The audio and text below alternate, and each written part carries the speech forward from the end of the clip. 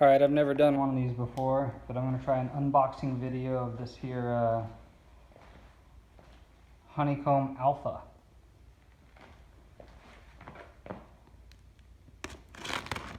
So this is the yoke only. They haven't come out with the throttle yet. I was able to try the prototype of the yoke and the throttle at FSUIPC, as many others were. My favorite thing that they had was definitely the throttle by far, because of all the different possibilities you have with it, you know, single engine, multi-engine piston, jets, 747, all that stuff. But nonetheless, I was very excited about the yoke based on the prototype.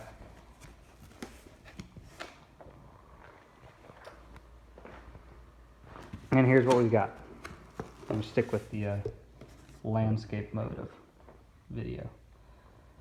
Alpha flight controls, Honeycomb yoke. All right. Let's see if I can get this box out. And here it is unboxed. Well, out of the shipping container at least. It's a nice hefty box. I remember talking with the guys at the expo, and they were saying that just the box itself was pretty expensive for them to make. You know, not in the cents range, but in the multiple dollars range, maybe the tens of dollars range. And when you consider the price of the product, you know, $250 retail, that's kind of an expensive box. It's a large percentage of the price spent on the box. Anyway, very nice box. All right.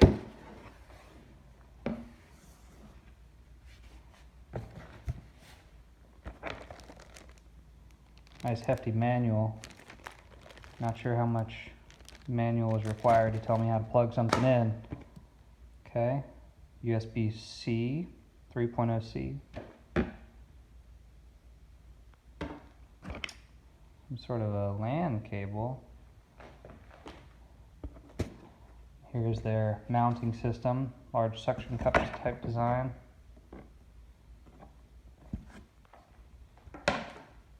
Okay. Nice foam. Okay. Hefty. This is solid metal. This is a heavy clamp here. Hold everything down. And of course there's two of them. Huh. Very heavy. Okay. Here's the device itself. Trying to do this, you know, one-handed, which is why it's so awkward. I want y'all to be able to see this. Ooh, very attractive, isn't it? I'm not too worried about dropping it. I think it should be able to handle it since it's 5-year warranty item here. All right, and it's out. Okay, just as advertised. Oh, feels great in the hands. Okay, a little lighter on the springs than I remember from FSUIPC. I was actually kind of impressed with how heavy the springs were at FSUIPC. A little easy to turn here. I mean, not much pressure on my finger, but that's okay. It's got a little bit of a wobble here. I can kind of, it's going to need a big dead zone unless I can increase the spring tension, which I might be able to. Maybe that's what that manual's for. All right, here's the switches. Let's try out some switches. Okay. Beacon. Okay, it's up and down. Land, same thing. Taxi, nav, strobe. Those are appropriate. That's good. All right, it's not a spring on the start switch here like a real plane would be. So you got off, right, left, both, and that's the correct order for most of your planes. And then, unfortunately, start isn't a spring. I wish start was a spring, but that's okay. I can survive with that. Okay, master, instead of one switch, it's 2 on this one. That's okay. And avionics bus 1 and 2. All right, nice switches. They feel good. Okay, now for the trims. Oh, this one's side to side. That's right. All right, and I know with different things. You can map the bottom one to do something different from the top one, or possibly set it to where you have to push both like you would in a real airplane. Some sort of push-to-talk switch. Now I'm missing one here. There should be one on the back here that's easier to use. That would be really nice, you know. Any other real-world pilots would understand that most of the push-to-talk switches are in the back, and then this would be like an autopilot disconnect, and this one might be control wheel steering or something. And honestly, all this should be on the left side, because that's just where it should be. Now, I just felt it. On the back, on the right side, there's nothing, but on the left side, there's a good push-to-talk switch. That makes me happy. That's a good push-to-talk switch. Trim hat. I don't know if I'm going to be able to map this trim, this electronic trim to where I have to push both of them to make it work. But you know, I'll try it. If not, I'll just map one of them or both of them to make it trim up or something. We'll figure it out. All right. Well, that's effectively the unboxing video that I was aiming to produce for you guys. Whew. It's nice. Good sturdy construction. Very attractive. I'll try and make another one when I plug it in to let you know how it feels. But for now, I'm gonna go mow my lawn. See ya. Alright guys, I've installed it. As you can see on my desk, throttle will be there. Hopefully I'll get the Honeycomb Bravo soon. I took the time to map a few things here. I have some magnetos that might work, some switches, hopefully these work. I wanted to show you guys the options that you have here. There is actually a button back here where I can increase the LEDs or turn them off entirely, so you're not stuck with these being on. Okay, I'll leave them on for now for better visibility. So what I've done for my mapping, now I have track IR, so when I move my head I can watch the movement, but a lot of you might want this view hat to be a view hat as well, so I've mapped that. I set this one to be flaps increase, maybe decrease, I can't remember. And this one is increase, I'm pretty sure. Yeah. Okay. I set this one to be Aileron. No, this one is elevator trim. This one is zoom actually, so I can zoom in and out here. I set the top one here to be Aileron trim and the bottom one to be rudder trim. And this is autopilot master. Okay. Then my push to talk for vPilot or any client that you use, I use this trigger button back here. Alright. So let's check it out on the C2 here. Alright, so I've got the C2 loaded. Let's see if the battery works. Okay, some things did turn off. Not everything. Alternator. Yep, there's an alternator warning. Okay, avionics. Some sort of other warning. Okay. Alright, so you have some working switches.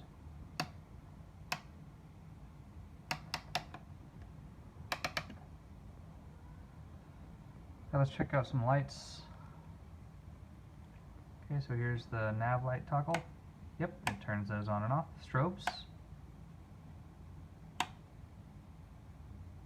Okay, I'm not seeing strobes. That could just be this aircraft model. Beacon. There's a beacon. Flashing. And still flashing. Okay, so maybe that doesn't work. Let's see, taxi lights. Let's see if we can land. Let me freeze my helmet here, or my what you call it here, my track IR here, and zoom in. Let's see what we get here. Okay, landing lights. Landing lights do work. Great. Taxi lights, unknown. Okay, beacon, no change. Nav lights we know work, and strobe lights, no change. That's okay. I'll figure those buttons out later. That's really just on me. Alright, so then what I really wanted to show you guys was the flight dynamics on this. So let's take a look. I'm going to go ahead and increase throttle to full.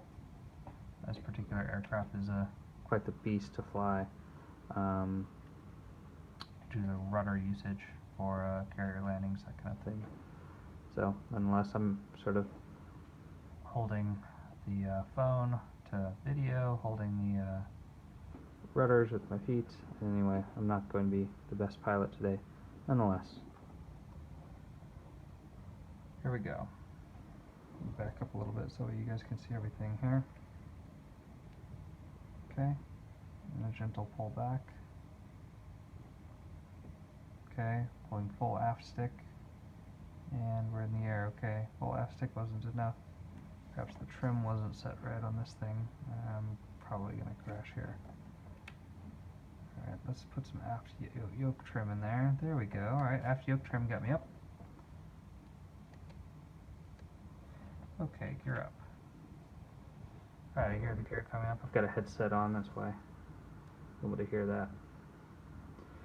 Okay, so the first thing I noticed when I started to fly this, let me freeze the headset. Here we go. First thing I noticed when I tried to fly this was that the ailerons were not very effective. So on the FSUIPC, I increased the curve to where they would be more effective from the get-go.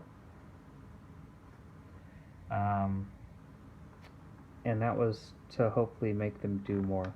Now that's partially this aircraft. I'll show you another aircraft shortly and we can check that out. But nonetheless, you can tell like that's not doing much. In a real plane, that would be doing a lot. On top of that, there's a pretty big dead zone. I can basically wiggle it right here and nothing is happening with the plane. The elevator, however, is very effective. So I can push down for that and pull up for that pretty effectively without having to fight it. The spring on the elevator is great. It's good and thick. The spring on the yoke is pretty light and not adjustable from what I can tell and from the instructions. Okay, let me pause here and we're going to go to FSUIPC and look at some numbers. Okay, this is my registered copy of FSUIPC. I did pay for it. It's extremely useful to have done that. Alright, so this is the ailerons and elevator axis. Those are the ones you need to be paying attention to. So you'll notice here that I'm wiggling this left and right a good bit. I'm going to continue doing that and we're going to look at the aileron numbers.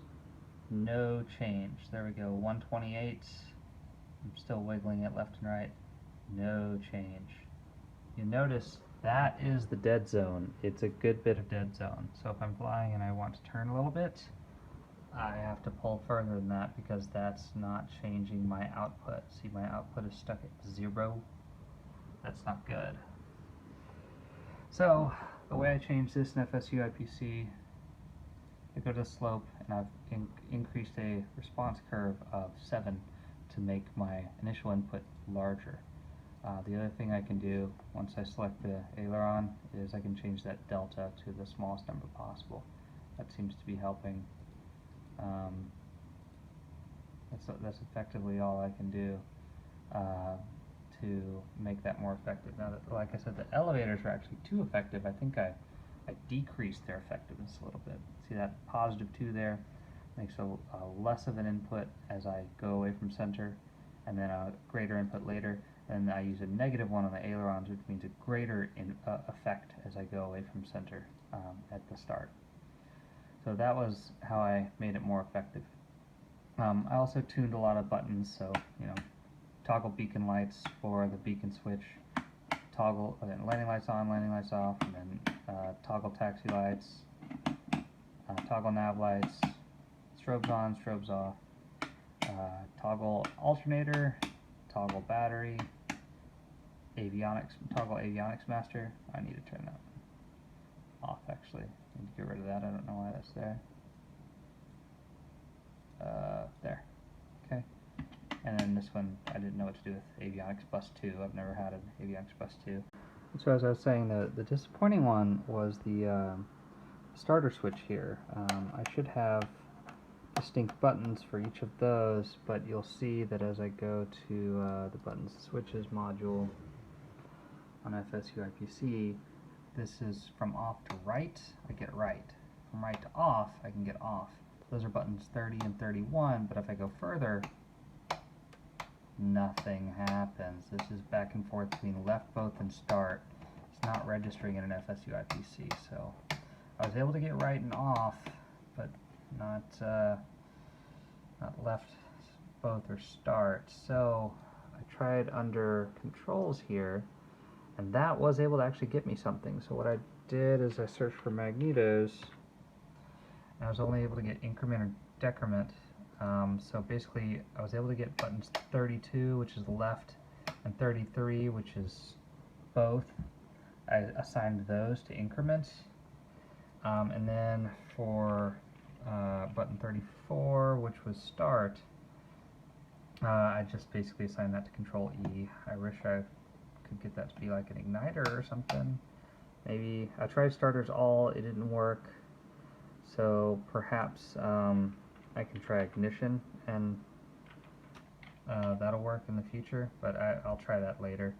Anyway, that was how I got the magnetos worked out. A little disappointing that those didn't register in FSUIPC, but that's the way things work. Anyway, let's hop back in the sim and look at a different aircraft that's maybe a little more maneuverable.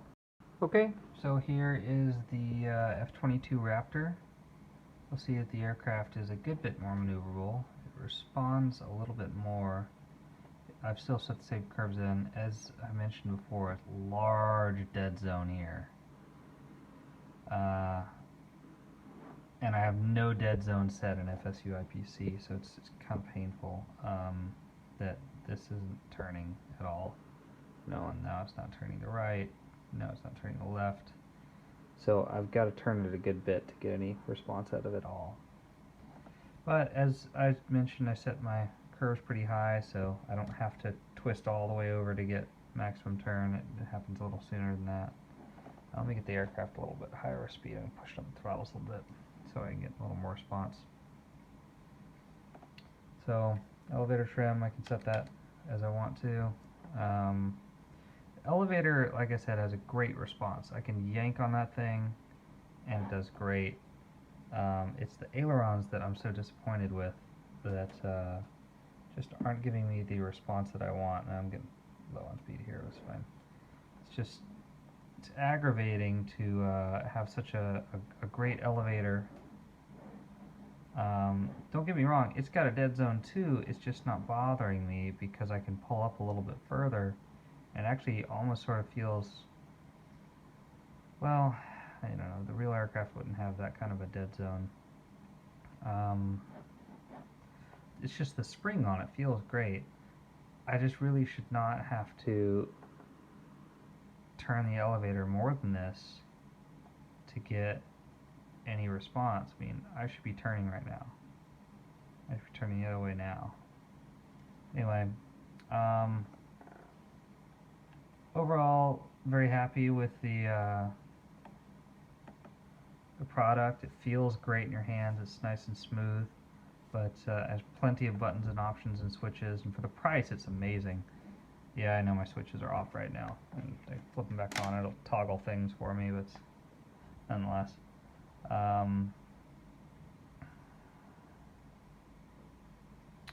Just pretty disappointed with the dead zone and how large it is. That's my only complaint. That and, well, that and the spring for the aileron centering spring. As you can see when I click this, it's got kind of a weak spring to it, and it's a very easy push down to turn it or raise it up. It should be a good bit harder than that, I think. Anyway, hope you enjoyed the video, the unboxing, checking out the Honeycomb Alpha. In general, definitely worth the money. A few complaints that can be overcome with just, learning how to fly it with the dead zones. You just have to, fly it by looking at it, and you'll see that this isn't doing anything for you. But that's all. Hope that was helpful.